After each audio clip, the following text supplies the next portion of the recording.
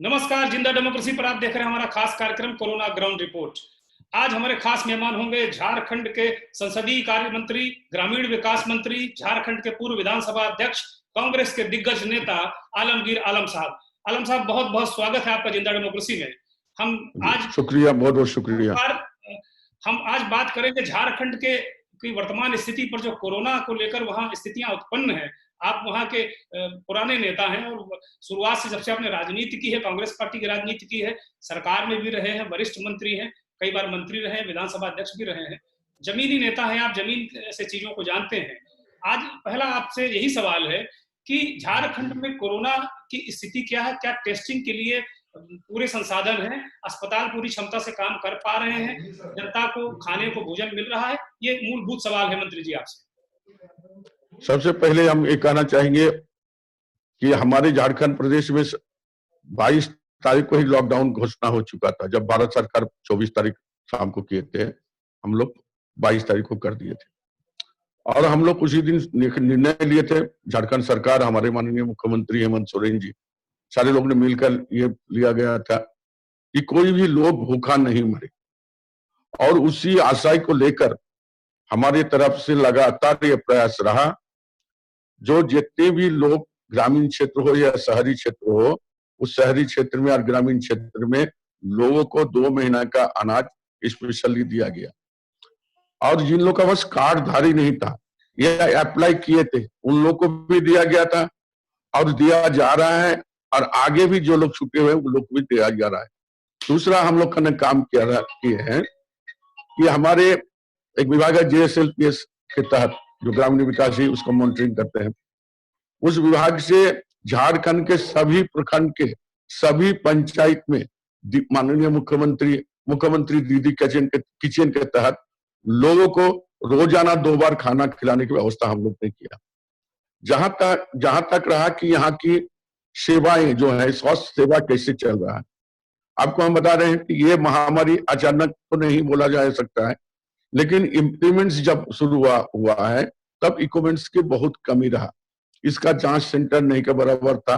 हमारे माननीय मुख्यमंत्री जी का प्रयास, हमारे हेल्थ मिनिस्टर का प्रयास और दूसरे हमारे लोगों पास के खबर प्रयास, है केवल 2 जांच सेंटर थे मंत्री जी आपके यहाँ, केवल 2 जांच सेंटर शुरू हाँ, 2 सेंटर से हम लोग शुरू किए थे।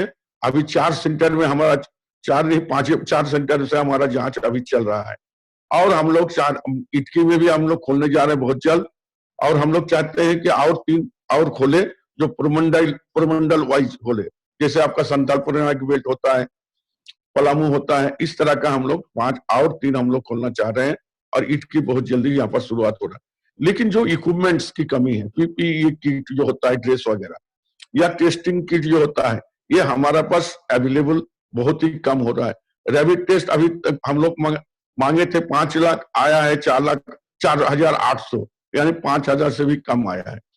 इसलिए टेस्ट में हल्का फुल्का दिक्कत हो रही है।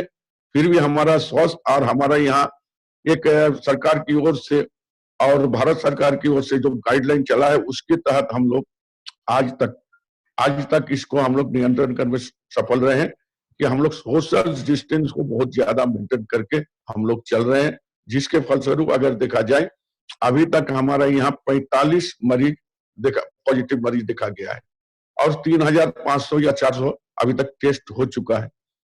कुछ जगह जैसे रांची का कुछ जगह है जो हॉट स्पॉट घोषित किया गया है, बोकारो में थोड़ा ज्यादा है और रांची में ज्यादा है। बाकी और 5 जिला में एक एक करके 1 और 2 पॉजिटिव मिला है। तो कुल मिला जुला कर कहा जा सकता है कि टेस्टिंग हम लोग का प्रयास है, इक्विपमेंट्स की कमी है, आपका वेंटिलेशन की कमी है, और जो सेंटर और ज्यादा होना चाहिए, इसके लिए हमारे माननीय मुख्यमंत्री जी ने PM साहब से भी बात की है, स्वास्थ्य मंत्री से, सेंट्रल स्वास्थ्य मंत्री से बात की है। हो सकता लगे कि बहुत जल्दी और भी सेंटर खुल जाएंगे। केंद्र सरकार से, जैसा कि आपने बड़ा अहम मुद्दा उठाया मंत्री जी, कि आपको जो PPE किट है वो नहीं मिल पा रही है। टेस्टिंग की किट आपने 5 लाख मांगी, कुल 4,800 मिली है आपको। तो इनसे क्या कोरोना से लड़ाई की जो जंग छेड़ी है आपने, पूरी हिम्मत के साथ में, पूरी दमखम के साथ में, वो जंग कहीं कमजोर तो नहीं हो रही है? तो आपके पास जब हथियार ही नहीं है, आप लड़ रहे हैं बहुत ही ताकतवर ऐसे वायरस से, और आपके पास पत्थर के हथियार हैं, तो कैसे लड़ाई होगी मंत्री जी? देखिए, ये चीज है कि यहाँ पर जो सवाल उठता है कि ये जंग हम कैसे जीते। ये जो वायरस जो है कोविड-19, वो इसको लड़ने के लिए एक जो सबसे अहम जो हथियार है वो जो है डिस्टेंस मेंटेन करना, घरों से लोगों को नहीं निकलना। ये मैसेज देकर हम लोग यहाँ के लोगों को उसके दिमाग और दिलों में भरने के हम लोग प्रयास किए हैं। चाहे बड़े हो, छोटे हो, अमीर हो, गरीब हो, सभी वर्ग के लोगों को ये हिदायत हम लोग बार बार अपना संदेश देकर बोल रहे हैं कि आप अपना घर से ना निकले। अगर आपको बचाना है, अपने परिवार को बचाना है, आपके बगल के लोगों को बचाना है, और आपसे आग्रह है कि आप अपना जो है माने प्रचार कीजिए सोशल मीडिया के माध्यम से, व्हाट्सएप के माध्यम से। ये लोग नहीं निकले, ये आप प्रचार करिए, आपका सगा संबंधी को बात करें, इस तरह का मैसेज करके देकर सोशल डिस्टेंस को मेंटेन करके जो सीमित संसाधन है उसी के साथ झारखंड प्रदेश लड़ाई लड़ रहा है। मुख्यमंत्री जी इसमें बहुत सहयोग कर रहे हैं, सभी विभागों के साथ बात करके, सभी मंत्री से बात करके मार्गदर्शन भी मांग रहे हैं और काम भी कर रहे हैं। बहुत अच्छी बात कही मंत्री जी की सोशल डिस्टेंसिंग होनी चाहिए, यानी लॉकडाउन के नियमों का पालन होना चाहिए। आप पर आरोप है कि जैसे ही लॉकडाउन की घोषणा की गई थी तो रांची से आपने वहां के उपायुक्त पर दबाव बनाकर, मंत्री पद होने का दबाव बनाकर, बसों में ठूस कर 1800 लोगों को अपने विधानसभा क्षेत्र पाकुड़ व उसके आसपास भिजवाया था। इसको लेकर विपक्ष ने काफी हंगामा भी किया था, इस पर क्या कहेंगे मंत्री जी? देखिए, हम एक चीज कहना चाहते हैं, जनप्रतिनिधि जो होते हैं जनता के द्वारा चुना जाता है, और जनता की अपेक्षा और आकांक्षा भी उसका पूर्ण करने का महान कर्तव्य होते हैं। जो मजदूर यहाँ से गए थे वो दो दिन तक सड़क पर रेलवे लाइन के बगल में बैठे हुए थे, और हमने आप पहले ही कहा कि हमारा यहाँ 22 तारीख को ही लॉकडाउन घोषणा हुआ था जी, और 25 तारीख के बाद 24 तारीख को भारत में पूरे देश में लॉकडाउन हुआ था। जो हमारे यहाँ नियम और प्रक्रिया जो था, विशेष परिस्थिति में पास देकर उसको ले जा सकते हैं, और विशेष परिस्थिति का आधार पर पास के माध्यम से गया, जबरदस्ती नहीं गया है। और हम मानव सेवा का काम किए हैं, और कहीं भी किंतु परंतु नहीं है कि हम जनमानस के बीच में से चुनकर आते हैं, और उस जनता की दुख को देखते हुए हमने वैसा काम किया है, और हमने कोई नियम का उल्लंघन नहीं किया है कि जब परमिशन था तभी ना पास मिला है। पास देने की यह था कि हम दूसरे स्टेट में नहीं भेजे, हम अपना स्टेट में ही भेजे, अपना क्षेत्र में ही भेजे, और उस समय ऐसा कोई प्रतिबंध नहीं था। यह प्रतिबंध कब आया? 29 तारीख को गृह मंत्रालय जो जब मीटिंग किया उसके बाद, उसके पहले पास निकल चुकी थी। बड़ी अच्छी बात कही मंत्री जी आपने कि आप जनप्रतिनिधि हैं, जनता से चुनकर आते हैं, और ऐसे गाढ़े वक्त में, ऐसे कष्ट के वक्त में अगर जनता के साथ ना खड़े हो तो जनप्रतिनिधि किस बात के? बहुत अच्छी बात कही आपने। सबसे महत्वपूर्ण बात यह है कि बिहार के मुख्यमंत्री नीतीश कुमार लगातार इस बात को कह रहे हैं कि जो देश भर में फैले हुए बिहारियों को लाया ना जाए, इससे बीमारी फैलेगी। झारखंड के मंत्री जी अपने इलाके में लोगों को भिजवाते हैं क्योंकि बेचारे मजदूर वहां बड़े परेशान हो रहे थे, भुखमरी वाली स्थिति आ रही, सरकार लाभ करती लेकिन उनके घर जैसी व्यवस्था उनको नहीं हो पाती। इसी तरीके से अगर देखा जाए तो बिहार के लोग तमाम पूरे देश भर में लगातार अपील कर रहे हैं कि उन्हें घर के पास बुला लो, क्वारंटाइन कर लो, इलाज करो, लेकिन उनको घर के पास बुला लो। अभी उत्तर प्रदेश के मुख्यमंत्री योगी आदित्यनाथ लगातार उत्तर प्रदेश के लोगों को चेकिंग करा के, टेस्टिंग करा के उनको बुला रहे हैं, और डंके की चोट पर बुला रहे हैं। अभी कोटा से कुछ छात्रों को बुलाया। तो ये दोहरा मापदंड कैसे? जबकि नीतीश कुमार ने अपने एक विधायक को अपनी बेटी लाने के लिए, नीतीश कुमार की सरकार ने परमिशन दी, उनके विधायक जगह अपनी बेटी को कोटा से लाए। तो क्या जनता के लिए नियम अलग हैं, विधायकों के लिए अलग हैं, मुख्यमंत्री के लिए अलग हैं, मंत्री के लिए नियम अलग हैं? ऐसे में क्या कहेंगे मंत्री जी आप? देखिए, सबसे पहले तो हम कहना चाहेंगे कि 29 तारीख के बाद या 29 तारीख शाम को जो मैंने गृह मंत्रालय की मीटिंग के बाद जो ये, और उसके बाद जो दूसरी चरण का लॉकडाउन हो रहा है, इसमें साफ कहा गया है कि एक जिला से दूसरा जिला कोई नहीं जाएगा। आप छोड़ दीजिए, आप स्टेट के बात को आप छोड़ दीजिए। और आप खुद कह रहे हैं लॉकडाउन था तो आपने ऐसा कैसे किए। अब ये हम लोग का दिमाग में नहीं आ रहा है कि माननीय मुख्यमंत्री यूपी कैसे करके अपने बच्चों को बुलाएं। फिर दूसरे जो है बीजेपी का, दोनों ही बीजेपी समर्थित, एक तो बीजेपी का ही सीएम है, यहाँ भी नीतीश कुमार जी उससे समर्थित मुख्यमंत्री हैं। फिर एक मुख्यमंत्री बोलते हैं कि हम बाहर से नहीं लाने के कोई हम व्यवस्था और नहीं। बीजेपी विधायक की बेटी को लाने के लिए बीजेपी विधायक को परमिशन देते हैं, उनकी सरकार तो परमिशन, कोटा जाते हैं, अपनी तो बेटी को ये सारी चीज अलग अलग जगह के लिए अलग अलग मुख्यमंत्री ने इसका अपना सोच विचार कर रहे हैं। किस एंगल से किसने सोचा है इसके बारे में ज्यादा हम कहना नहीं चाहेंगे। इसीलिए कि लॉकडाउन होने के बावजूद कैसे कर कुछ स्टेटमेंट पास गया नहीं गया, जिस माने एक जिला नहीं, एक स्टेट से दूसरी स्टेट में गया। अब हमारे झारखंड के जो सवाल है, ये हम आपको कहना चाहेंगे कि झारखंड में इस विषय पर गहन चिंतन मंथन किया जा रहा है। हमारे यहाँ एक नहीं, करीब 7 से 8 लाख लोग जो है प्रवासी मजदूर है। हमारे यहाँ कोटा से लेकर और अन्य राज्यों में करीब करीब 5,000 जो है जो स्टूडेंट हैं, लड़का लड़की सब मिलाकर। तो सारे लोग को लाने की क्या व्यवस्था होगी, उसके बाद इसको क्वारंटाइन में रखा जाएगा, कहाँ इसका प्लेस बनाया जाएगा, कुछ जो देखा गया। अभी जैसे हम लोग समाचार में देख रहे थे, जो लोग जो क्या बोलते हैं जोगी जी जो लाए हैं, उसमें एक बच्ची का कोरोना पॉजिटिव मिला है। तो इस तरह का जो है घटना घट भी सकती है। इसीलिए हम लोग सरकार ने इस पर बहुत संज्ञान लेकर बहुत सुनियोजित तरीका से बाहर से लोगों को लाने की व्यवस्था करेंगे। हो सकता है इसमें हम झारखंड सरकार के समय लगे, लेकिन हम उन मजदूर, उन नौजवान साथी जो हमारे स्टूडेंट हैं उनके साथ हैं। संवेदना हमारी सरकार की है और हम भी चाहते हैं जो अपने बाप माँ के पास आए, प्रवासी मजदूर जो हैं वो भी जो है वो अपने परिवार के साथ पास आए। लेकिन सब पहले सबसे ज्यादा है हमारा कि हम सुरक्षा कैसे उसको दे और सुरक्षा से लाए, ताकि संक्रमण जो है, महामारी जो है हमारे यहाँ ज्यादा नहीं फैले। इसीलिए हम लगातार ये प्रयास कर रहे हैं कि हम लोग जब लाएंगे, हो सकता है 2 दिन हमारा देर हो, 4 दिन देर हो, लेकिन सुनियोजित तरीका से लाएंगे, उसको क्वारंटाइन करेंगे। पंचायत से लेकर जिला स्तर, ब्लॉक स्तर से लोगों को अपना अपना जिला के ब्लॉक और पंचायत में रखने के बाद उसको छोड़ने के काम करेंगे टेस्टिंग के बाद। इसीलिए हम लोग का ये प्लान है। केंद्र सरकार से जितनी मदद मिलनी चाहिए, आपने कहा कि आप उपकरण टेस्टिंग किट बहुत कम भेजी हैं, बहुत सारी और उपकरण जो चाहिए कोरोना से लड़ने के कम भेजी हैं, तो क्या केंद्र सरकार उतना सहयोग नहीं कर रही क्योंकि बीजेपी की सरकार नहीं है यहाँ? ये कई बीजेपी के जो गैर बीजेपी शासित मुख्यमंत्री हैं संकेतों में कह चुके हैं, उनके मंत्री कई इस बात को कह चुके हैं। आप क्या कहेंगे आलमगीर आलम साहब? देखिए, हमारा रिक्वायरमेंट जो है, अगर उसको फुलफिल सरकार नहीं करती है तो निश्चित तौर पर मुझे लग रहा है कि हमको जो केंद्र सरकार सपोर्ट नहीं कर रहे हैं, यही हम कहना चाहेंगे। हमारे यहाँ जो पीपीई किट का जो जरूरत है, ड्रेस वगैरह का, हमारे टेस्टिंग किट की जो जरूरत है, हमारा वेंटिलेशन की जो जरूरत है, या हमारे नए सेंटर खोलने के लिए जो जरूरत है, वो चीज को अभी तक नहीं कर पा रहा है।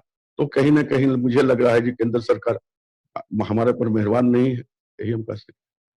हमारी सरकार पर मेहरबान नहीं, झारखंड सरकार पर मेहरबान नहीं। ये अभी मुख्यमंत्रियों के साथ जो बैठक प्रधानमंत्री की हुई, अभी 2-3 बैठकें प्रधानमंत्री कर चुके हैं और आपके राज्य के मुख्यमंत्री से भी बात हुई। एक बात आई थी कि आपके राज्य की खबरें आई थी कि आपके राज्य के मुख्यमंत्री को अपनी बात रखने का मौका नहीं मिल पाया प्रधानमंत्री के सामने। पहला सवाल ये है कि क्या किसी राज्य के मुख्यमंत्री की आवाज को दबाया जाना चाहिए? दूसरी बात, यह दबाई गई? और दूसरी बात कि जो जीएसटी के पैसे की मांग कर रहे थे कि जीएसटी का जो अंशदान है, जो जीएसटी का हिस्सा है राज्यों का, अगर वो दे दिया जाए तो उससे कोरोना के खिलाफ जंग और मजबूत हो जाएगी और मजबूती से लड़ा जाएगा। क्या झारखंड को पैसा मिला और क्या हेमंत सोरेन को अपनी बात रखने का मौका नहीं मिला? 2 सवाल मंत्री जी आपसे। देखिए, जैसे हमको जानकारी है, जो दो बार इनको समय नहीं मिल रहा था, लेकिन तीसरी बार उनका 18 मिनट तक उनसे बात किए थे और जीएसटी का पैसा भी मांग किया गया था। यहाँ पर जो हमारी रिक्वायरमेंट्स की जो कमी है उसके बारे में बात रखी गई थी। सारी बात माननीय मुख्यमंत्री जी ने किया है और कल भी सही जैसे पेपर में आए, कल भी उन्होंने बात किया है। तो यही हम कहना चाहेंगे समय निकालकर सभी मंत्री से, देश के सभी मुख्यमंत्री से बात करनी चाहिए। क्या क्या जो बातें कही थी, क्या उसमें कुछ चीजें मिली हैं? क्या कुछ थोड़ी बहुत राहत मिलती दिख रही है? हाँ, एक बार नहीं, ऐसा नहीं जो एकदम नहीं मिला, ये बात हम नहीं कहा। हमने कहा कि हमारे माननीय मुख्यमंत्री जी ने जो बात किए थे, उसके बाद कुछ पीपी किट और टेस्टिंग किट वगैरह कुछ आया, वेंटिलेशन भी आया, और इटकी में फिर नया सेंटर खोलने की जो बात किया तो उसका भी सैंक्शन शायद लेटर आ गया। तो कुछ काम तो हो ही रहा है, एकदम हम निराशाजनक नहीं बोलेंगे, लेकिन जितना होना चाहिए, जो हमारी रिक्वायरमेंट है, जो हमारी जरूरत है, उसके मुताबिक नहीं हो रहा है, ये हम कहना। ठीक है, एक और बड़ा ज्वलंत सवाल है, बड़ा ज्वलंत मुद्दा है।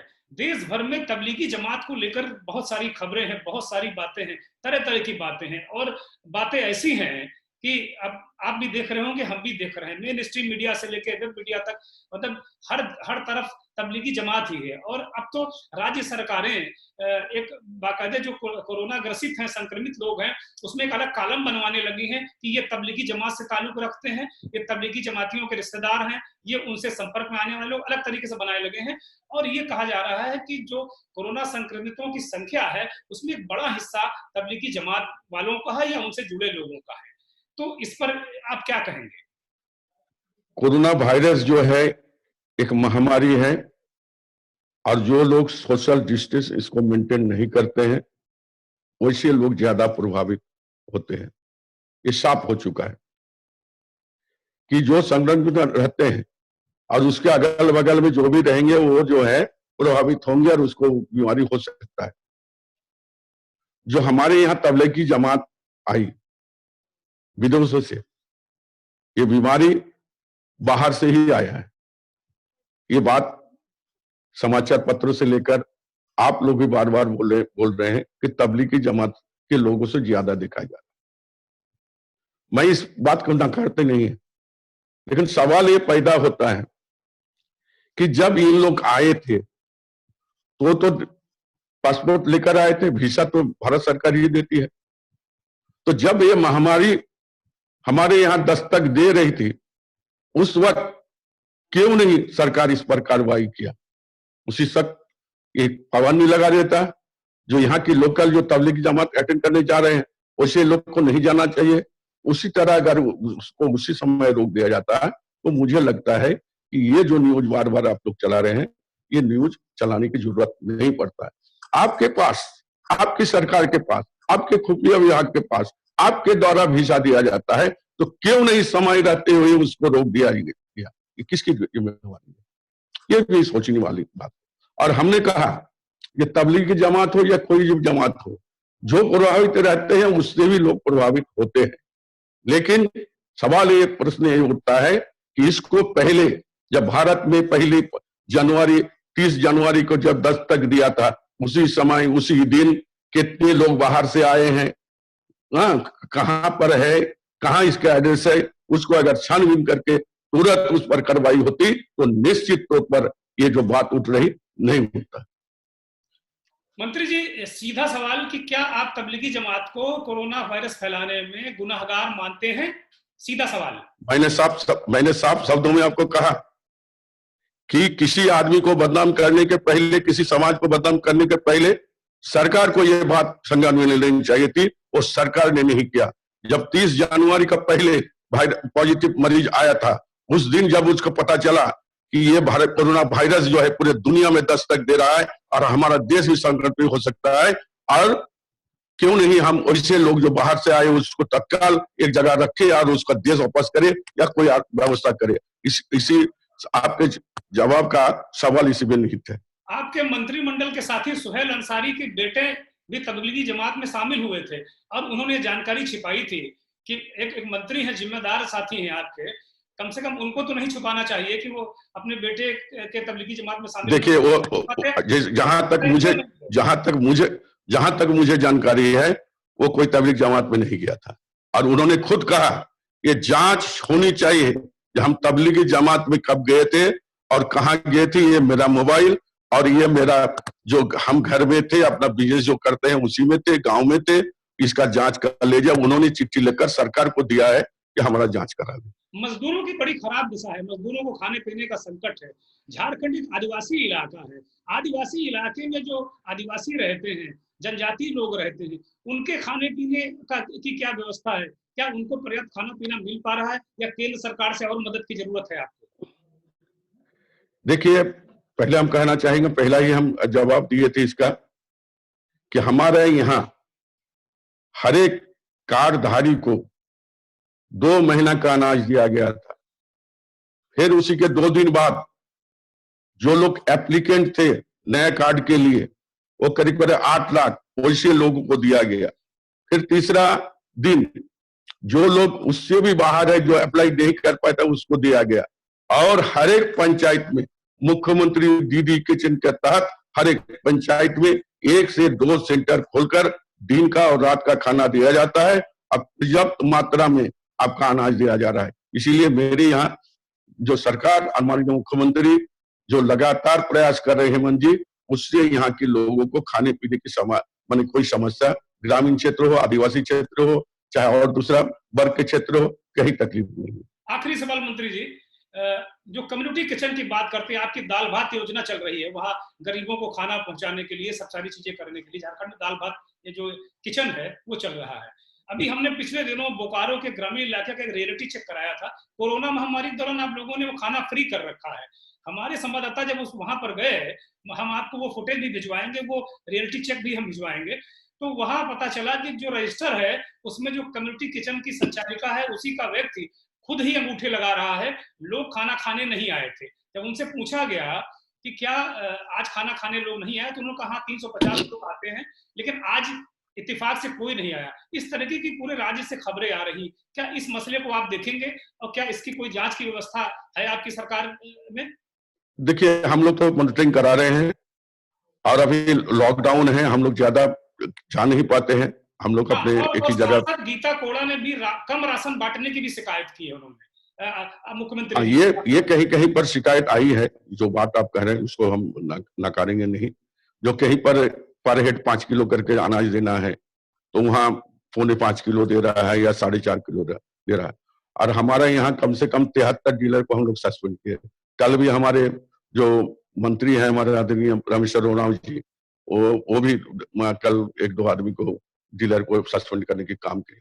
सरकारी प्रक्रिया और इसमें बहुत सख्ती से हम लोग पालन करते हुए, वैसे आप लोग के माध्यम से बोकारो या जहाँ के आप अभी उठाए हैं, निश्चित तौर पर मैं अपने स्तर से, हाँ, दाल भात के जो योजना करते हैं फ्री कर दिया गया है। दाल भात योजना या दीदी किचन जहां भी चल रहा है, उसका हम लोग दोबारा मॉनिटरिंग करेंगे। और आपको हम साधुवाद और धन्यवाद देना चाहेंगे जो आप लोग इस बात को उठाए। और हम लोग दाल भात योजना वाला जो केंद्र है कैसे हुआ, उसका भी छानबीन करके संबंधित विभाग से कराकर उस पर जो भी कर रहा है उस पर कार्रवाई करने की काम करेंगे। और आप लोग का आश्वस्त भी करना चाहते हैं, अगर ऐसा कोई समाचार मिले तो आप हमारा यहाँ मोबाइल में फोन कर सकते हैं। और आपको हम धन्यवाद भी देना चाहेंगे, ताकि हमारा भी नजर आपके माध्यम से वैसे 2 नंबरी करने वाले लोग पर पड़े। झारखंड की सम्माननीय जनता जनार्दन को आप क्या संदेश देना चाहेंगे हमारे जिंदा चैनल के माध्यम से?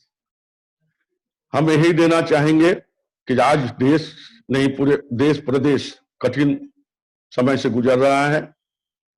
और हम सारे लोगों को कहेंगे, सभी वर्ग, सभी समाज के लोगों को कहेंगे, ये कोरोना वायरस या कोविड-19 की कोई दवा नहीं है, लाइलाज ये बीमारी है। और इससे बचने के लिए सोशल डिस्टेंस पालन करें, सख्ती से पालन करें। अगर बाहर से कोई भी व्यक्ति किसी गांव, किसी मोहल्ला, किसी कस्बा में आते हैं, तो हर एक नागरिक का ये कर्तव्य रहता है, परम कर्तव्य रहता है कि उसका इत्तला कोविड-19 का जो लोग पदाधिकारी है उनको जानकारी दें और उसका इलाज करें। और इसके साथ साथ हम कहना चाहेंगे कि आप अपनी सुरक्षा के लिए, अपने परिवार को सुरक्षा के लिए, अपने मोहल्ला और अपने गांव की सुरक्षा के लिए और देश और प्रदेश के हितों के लिए आप अपने माध्यम से भी सोशल मीडिया, व्हाट्सएप के मार्फत अपने लोगों को, अपने साथियों को, अपने दोस्तों को, अपने रिश्तेदारों को ये संदेश भेजें, ये सोशल डिस्टेंस मेंटेन करना बहुत जरूरी है। उस उसको भी मैसेज भेजे और उनको भी एक तला दीजिए, आप और भी लोगों को भेजिए, यही हम संदेश देना चाहिए। मंत्री जी, हमें समय देने के लिए, हमसे बात करने के लिए और झारखंड की जनता के लिए तमाम सहूलियतें ऐलान करने के लिए, उनके साथ खड़े होने के लिए आपका बहुत बहुत धन्यवाद, बहुत बहुत धन्यवाद। बहुत बहुत शुक्रिया, बहुत बहुत शुक्रिया, धन्यवाद, थैंक यू।